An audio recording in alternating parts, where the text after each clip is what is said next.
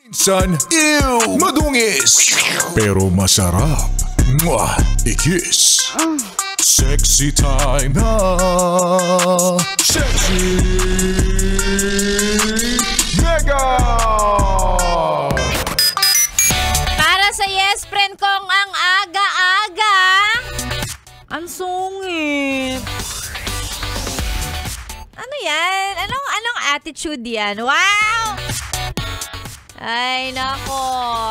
Gaya ng kinikwento ko kanina. Wala, nagkikwentuhan lang kami dito sa dito sa booth. Sabi ko, minsan ang mga babae madali lang namang basahin kapag nagsusungit. O, paano? Minsan kasi may mga pagkakataon na ang babae kapag ka medyo malapit nang magkaroon, ganyan. Nagiging moody yan. Nagiging suplada yan. Ganon. So, number 1. Number 2. Minsan pag gutom. Actually, in general naman, ang tao pag gutom, hindi mo talaga makakausap ng maayos. Pag nagtanong ka dyan, pabalang sumagot yan. Bakit? Kasi nagugutom siya. Ayan. O, number 2 na yon. Number 3. Isa sa mga dahilan ng pagsusungit, no? Ako, para sa akin, speaking for my own experience, pag walang pera, ganyan. Mainit ang ulo pag walang pera. O bakit? Diba? Minsan ang dahilan ng stress mo, hindi naman yung mismong problema, pero yung paraan kung paano mo masosolve ang problema, which is yung pera. Pag wala, diba? Pag may kailangan kong bayaran, pero minsan madali lang naman magbayad ng bills eh. Nahihirapan lang tayo kasi wala tayong pambayad. O, diba? Pag wala kang pambayad, di stress ka. Masungit ka. Ano ka doon? Yes, friend? Malapit na magkaroon? Gutom?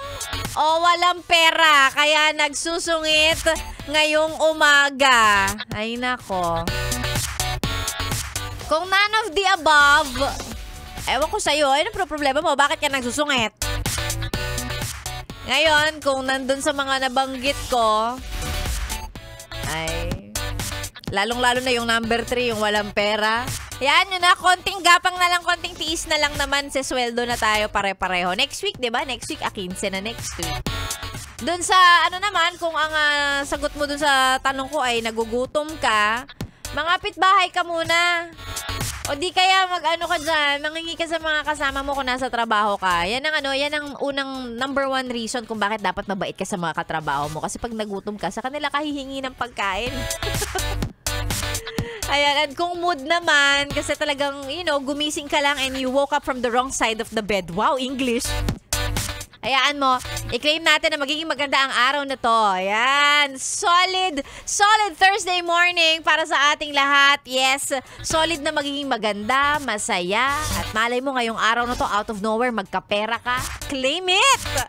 Si Sexy Mega na po yung kasama tuloy-tuloy hanggang mamayang tanghali. Of course, sa mga gusto magpa-shoutout, pwede.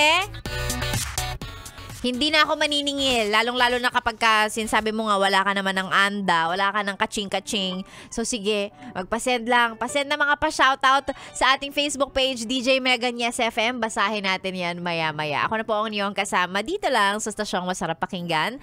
This is 101.1 Yes FM. Solid! Kasama mo, Sexy Megan. Good morning!